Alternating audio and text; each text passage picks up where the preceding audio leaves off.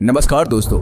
दुनिया के powerful countries के पास एक हथियार होता है जिसके जरिए वो किसी भी कंट्री के लीडर को हटा सकते हैं। इस हथियार को कू कहते हैं। कू फ्रेंच जबान का वर्ड है जिसका मतलब है किसी को पंच करना, कट करना या जोर जबरदस्ती से किसी चीज को हटाना। पॉलिटिक्स में ये वर्ड तब यूज होता है जब किसी कंट्री में किसी लीडर को जबरदस्ती हटाकर किसी और को लीडर बनाया जाता है। किसी भी कंट्री में जब कू होता है तो उसके पीछे बहुत सी रीजंस और बहुत से प्लेयर्स का हाथ होता है। लेकिन आज की वीडियो में मैं आपको बताने जा रहा हूं कि पिछले 100 सालों में कैसे अमेरिका ने इन कूज के जरिए डिफरेंट कंट्रीज में अपने मतलब के लिए गवर्नमेंट्स उल्टाई। और आज आपको ये भी पता लगेगा कि ये जो हमें लगता है कि इस दुनिया में इंटरनेशनल लेवल पर बहुत से रूल्स या लॉस होते हैं, ऐसी कोई चीज नहीं। जिसके पास ताकत होती है वो जो चाहे जिस तरह चाहे कर सकता है। आज हमारे पास एक दिलचस्प विषय है, लेकिन पहले मैं कॉफी बनाऊंगा और फिर हम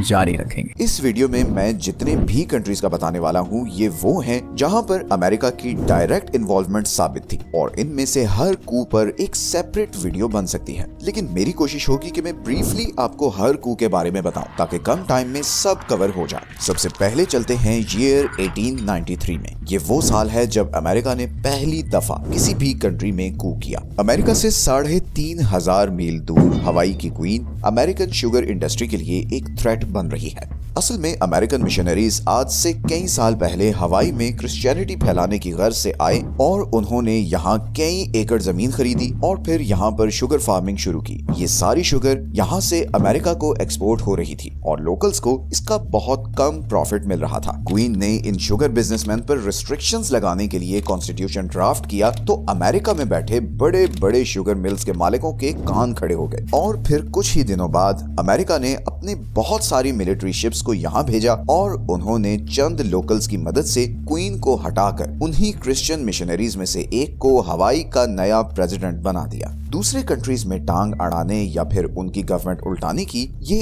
अमेरिका की पहली कोशिश थी जो कि पूरी तरह कामयाब हुई थी। वो कहते हैं ना कि शेर के मुंह को एक दफा खून लग जाए तो वो गांव के गांव उजाड़ देता है। कुछ ऐसा ही अमेरिका के साथ भी हुआ था। अब चलते हैं ईयर 1895 में। स्पेनिश एम्पायर कोलैप्स कर रही है। उनकी सारी बड़ी कॉलोनीज में रेवोल्यूशनरी मूवमेंट्स चल रही हैं, खास तौर पर क्यूबा, पोर्टो रिको और फिलीपींस में। दूसरी तरफ अमेरिका एक नई सुपर पावर के तौर पर उभर रहा है और उसे अपने इतना करीब स्पेनिश एम्पायर की कॉलोनीज बिल्कुल भी अच्छी नहीं लग रही, क्योंकि ये बहुत ही स्ट्रेटेजिक आइलैंड्स हैं। अमेरिका किसी भी मौके की तलाश में है और उसे ये मौका मिलता है जब इधर पोर्टो रिको के पास खड़ी उसकी एक शिप तबाह हो जाती है और अमेरिका उसका इल्जाम डालता है स्पेनिश एम्पायर पर। अमेरिका अब स्पेनिश एम्पायर और लोकल्स की वॉर में ऑफिशियली उतर जाता है। वो पोर्टो रिको, क्यूबा, ग्वाम और फिलीपींस के लोकल्स से प्रॉमिस करता है कि अगर वो स्पेनिश एम्पायर को यहाँ से भगा दें तो वो इन चारों कंट्रीज को आजाद कर देगा। अमेरिका की सपोर्ट से लोकल्स स्पेनिश एम्पायर को यहाँ से जाने पर मजबूर कर देते हैं और अमेरिका इन चारों कंट्रीज में अपने पपेट लीडर्स इंस्टॉल कर देता है। तो सिर्फ 8 साल के अरसे में अमेरिका इन सब कंट्रीज में कू करके अपनी पसंद की गवर्नमेंट्स इंस्टॉल कर चुका है। अब चलते हैं ईयर 1909 में। सेंट्रल अमेरिका में एक कंट्री है निकरागुआ, जिसकी जमीन कॉफी बीन्स उगाने के लिए बहुत फर्टाइल है और यहाँ पर बहुत सी अमेरिकन कंपनीज ने इन्वेस्टमेंट की हुई है। वो यहाँ से कॉफी बीन्स उगाकर बाकी दुनिया को एक्सपोर्ट कर रहे हैं। निकरागुआ में इलेक्शंस होते हैं और एक नया प्रेसिडेंट आता है जो आते ही कोशिश करता है कि इन अमेरिकन कंपनीज को किसी तरह रेगुलेट करे, क्योंकि ये बहुत तेजी से निकरागुआ के नेचुरल रिसोर्सेज को एक्सप्लॉइट कर रही हैं। अमेरिका जाहिर है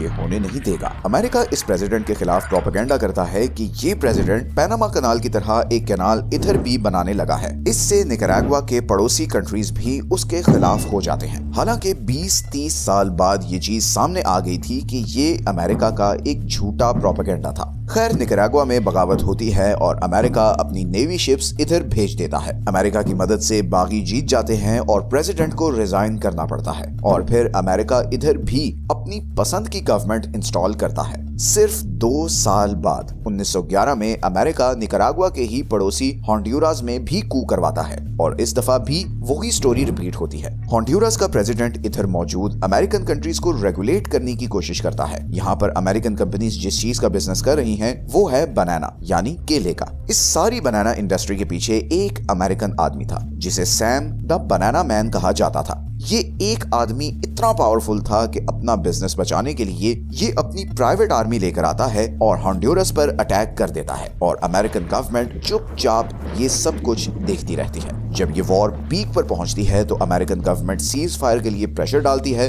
और मजबूरन हॉन्डुरस के प्रेसिडेंट को रिजाइन करना पड़ता है और बनाना मैन अपनी मर्जी का प्रेसिडेंट हॉन्डुरस में लगवाता है, जो सैम को बनाना फार्मिंग के लिए न सिर्फ और जमीन देता है बल्कि उसकी सारी कंपनीज को टैक्स फ्री स्टेटस भी दे देता है। सिर्फ एक अमेरिकन बिजनेसमैन ने एक कंट्री की पूरी गवर्नमेंट उल्टा दी थी। मैं उन लोगों को धीरे से याद दिलाना भूल गया जो लाइक बटन दबाना भूल गए हैं। पर अब फास्ट फॉरवर्ड चलते हैं 1950s में। अमेरिका अब दुनिया की एक बड़ी सुपर पावर बन चुका है। अमेरिकन इंटेलिजेंस एजेंसी CIA ने वॉरफेयर को कंप्लीटली रेवोल्यूशनाइज कर दिया है। अमेरिका का फोकस अब सिर्फ अपने पड़ोसी नहीं बल्कि पूरी दुनिया है। अमेरिका का इस वक्त एक ही राइवल है और वो है सोवियत यूनियन, जिसकी कम्युनिस्ट आइडियोलॉजी को अमेरिका हर हाल में फैलने से रोकना चाहता है और इसके लिए वो किसी भी हद तक जाने के लिए तैयार है। और यही चीज हमें ले आती है ईरान की तरफ। साल है 1953। ईरान में नए इलेक्शंस हुए हैं जिसके नतीजे में मोहम्मद मुसद्दिक प्राइम मिनिस्टर बनते हैं। मोहम्मद मुसद्दिक चाहते हैं कि ईरान अपने ऑयल रिजर्व्स का कंट्रोल ब्रिटिश से वापस ले ले। उस वक्त ईरान का सारा ऑयल एंग्लो इरानियन नामी ब्रिटिश कंपनी के कंट्रोल में था और मुसद्दिक सारी ऑयल कंपनीज को नेशनलाइज करना चाहते थे। ब्रिटेन ईरानी प्राइम मिनिस्टर को वार्न करता है कि अगर उन्होंने ऐसा कोई भी कदम उठाया तो उसके कॉन्सिक्वेंसेस होंगे। ब्रिटिश गवर्नमेंट फौरन CIA के साथ मीटिंग करती है और डिसाइड ये होता है कि मोहम्मद मुसद्दिक को हटाया जाए। CIA सीक्रेटली अपने middle east bureau chief Kermit Roosevelt को ईरान भेजती है। कर्मिट का एक ही मिशन था कि किसी भी तरह मुसद्दिक को हटाए। कर्मिट अपने पैसे पॉलिटिशियंस और रिलीजियस लीडर्स में बांटता है और उन्हें उकसाता है कि वो पब्लिक में मुसद्दिक के खिलाफ प्रोपेगेंडा करें। रिलीजियस लीडर्स पर फेक अटैक्स करवाए जाते हैं और उनका इल्जाम मुसद्दिक पर डाला जाता है। हर तरफ वायलेंट प्रोटेस्ट्स होना शुरू हो जाते हैं। शॉप्स को आग लगाई जाती है। पुलिस पर पथराव होता है जिसके जवाब में पुलिस फायरिंग करती है और कई 100 लोग मारे जाते हैं। इसके बाद तेहरान में हालात काबू से बाहर हो जाते हैं और इवेंचुअली मोहम्मद मुसद्दिक को रिजाइन करना पड़ता है। उन्हें अरेस्ट करके एक स्क्रिप्टेड ट्रायल चलाया जाता है और बाकी सारी जिंदगी के लिए हाउस अरेस्ट कर दिया जाता है। ईरान में अब मोहम्मद मुसद्दिक की खाली जगह को फिल करने के लिए US और UK लाते हैं मोहम्मद रजा शाह पहलवी को और उन्हें बनाते हैं king of Iran. 25 centuries. His title is King of Kings and he becomes emperor of his nation.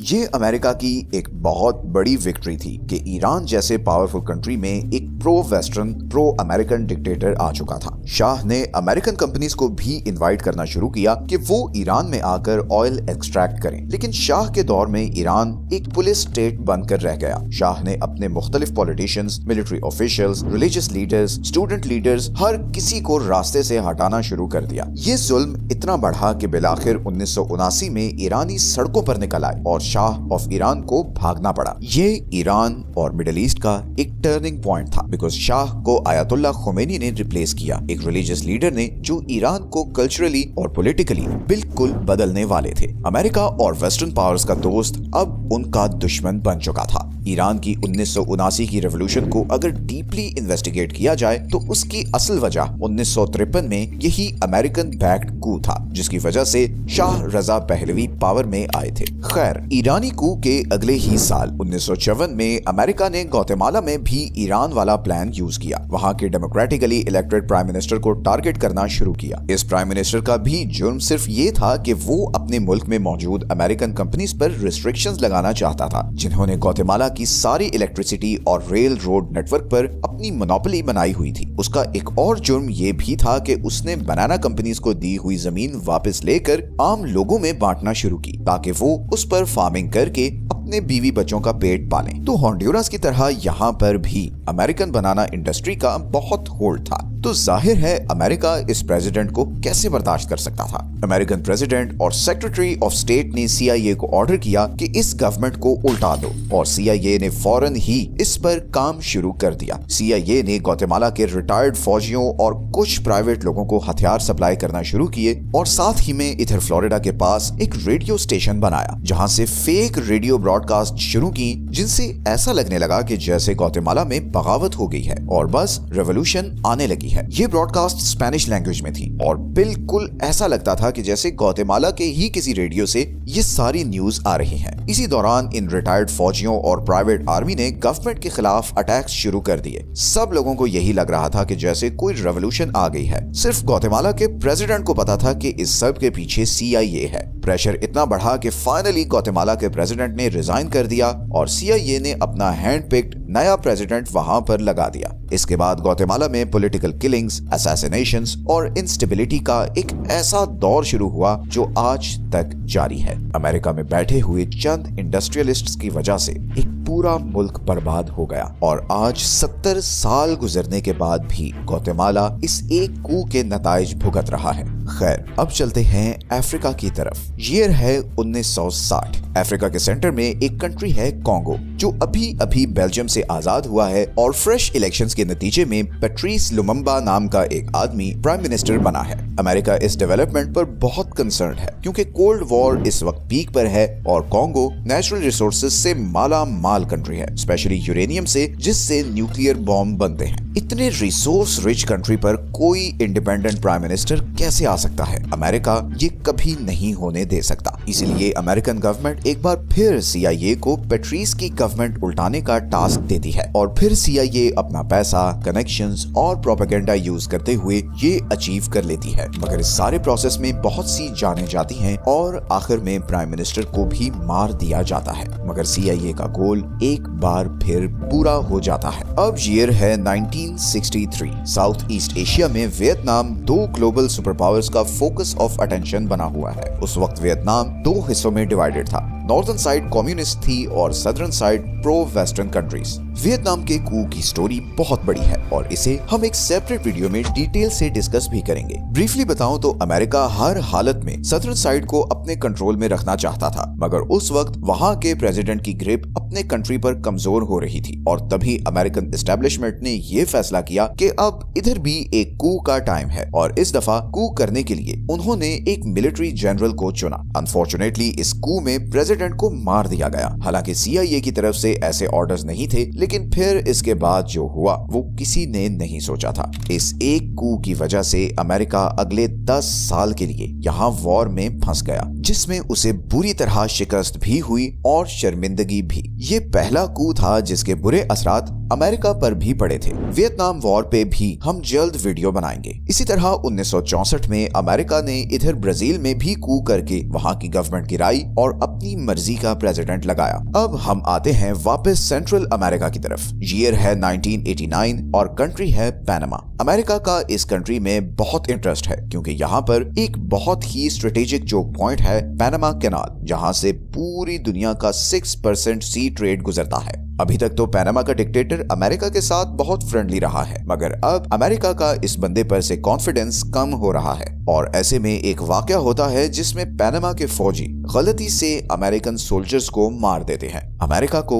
इसी मौके की तलाश थी। अमेरिका ने 27,000 फौजियों के साथ पैनामा पर अटैक किया, उसकी मिलिट्री को क्रश किया और डिक्टेटर को अरेस्ट करके 40 साल की कैद की सजा सुनवा दी। अमेरिका ने एक बार फिर कामयाबी से एक और गवर्नमेंट उल्टा दी थी। अब हम आते हैं साउथ एशिया की तरफ। ईयर 1989 ही है। इधर सोवियत यूनियन और अफगानिस्तान की लड़ाई चल रही है। Soviet Union Afghan president Mohammad Najibullah को सपोर्ट कर रहा है, जबकि अमेरिका अफगान मुजाहिदीन को सपोर्ट कर रहा है। अमेरिका हर हाल में सोवियत यूनियन को यहाँ से निकालना चाहता है और इसके लिए वो बिलियंस ऑफ डॉलर्स की एड अफगानिस्तान के पड़ोसी पाकिस्तान को दे रहा है, जो इन पैसों से आगे अफगान मुजाहिदीन को सपोर्ट कर रहा है। अफगान मुजाहिदीन बिलाखिर ये वॉर जीत जाते हैं और सोवियत यूनियन अफगानिस्तान से चला जाता है, लेकिन यही अफगान मुजाहिदीन आगे चलकर तालिबान और अलकायदा में ट्रांसफॉर्म होते हैं और फिर सिर्फ 12 साल बाद 2001 में अमेरिका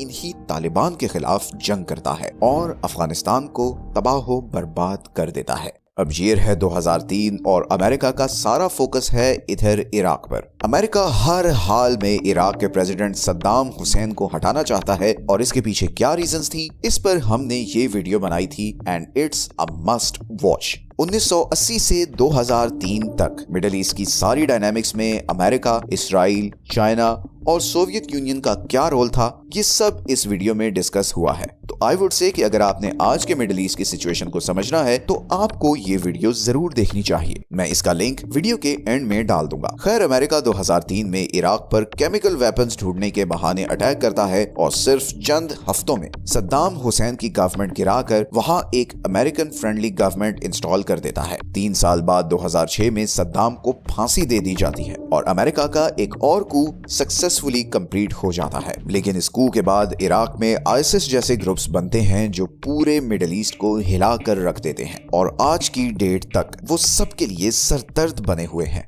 अब हम चलते हैं इस वीडियो के आखिरी कू की तरफ। अब ईयर है 2011 और पूरे अरब में डिक्टेटर्स के खिलाफ प्रोटेस्ट्स हो रहे हैं। इन प्रोटेस्ट्स को अरब स्प्रिंग कहा जा रहा है। इस रेवोल्यूशन का सेंटर पॉइंट है लीबिया, जहां पर मुअम्मर कद्दाफी की गवर्नमेंट है। कद्दाफी पिछले 32 साल से लीबिया पर हुकूमत कर रहे हैं और लीबिया के बहुत से लोग उनकी पॉलिसी से तंग भी है। कद्दाफी अमेरिका और नेटो के बहुत खिलाफ हैं। इन प्रोटेस्ट से अमेरिका को कर्नल कद्दाफी को हटाने की एक अपॉर्चुनिटी नजर आ रही है। एक दफा फिर अमेरिका अपनी कू की स्ट्रेटजी के जरिए कद्दाफी को हटाकर नई गवर्नमेंट लगाने की कोशिश करता है। इस दफा नेटो भी कू में डायरेक्टली इन्वॉल्व है। नेटो के ड्रोन्स कद्दाफी के कॉन्वॉय पर मिसाइल्स फायर करते हैं, जिसके नतीजे में कद्दाफी पकड़ा जाता है और लोग उन्हें मौके पर ही मार देते हैं। लेकिन इसके बाद से आज तक लीबिया एक केओस की स्टेट में है और इसके हालात स्टेबल नहीं हो सके। आज की वीडियो शायद अभी तक इस चैनल की सबसे डिटेल्ड वीडियो थी, लेकिन ये शायद एक जरूरी वीडियो भी थी, क्योंकि इससे पता चलता है कि पावरफुल कंट्रीज और पावरफुल लोग अपने फायदे के लिए किस हद तक चले जाते हैं। And if you have power then laws will bend for you, यानी अगर आपके पास पावर है तो कानून भी आपको सलाम ठोकेगा। हमें जितना भी बुरा लगे, बट इंटरनेशनल जियोपॉलिटिक्स ऐसे ही चल रही है। लेट्स सी कि अमेरिका का अगला टारगेट कौन होता है, या फिर शायद अमेरिका अब खुद किसी डिवीजन या इंटरनल सिविल वॉर का शिकार होने वाला है। 2025 जियोपॉलिटिक्स के लिए एक बहुत ट्रांसफॉर्मेटिव साल होने वाला है। अगर आपको ये वीडियो अच्छी लगी है तो चैनल को सब्सक्राइब जरूर कर लें। आपके लिए तो शायद ये छोटी सी चीज हो, मगर हमें इससे बहुत मोटिवेशन मिलती है। मिलते हैं नेक्स्ट वीडियो में एक और इंटरेस्टिंग टॉपिक के साथ।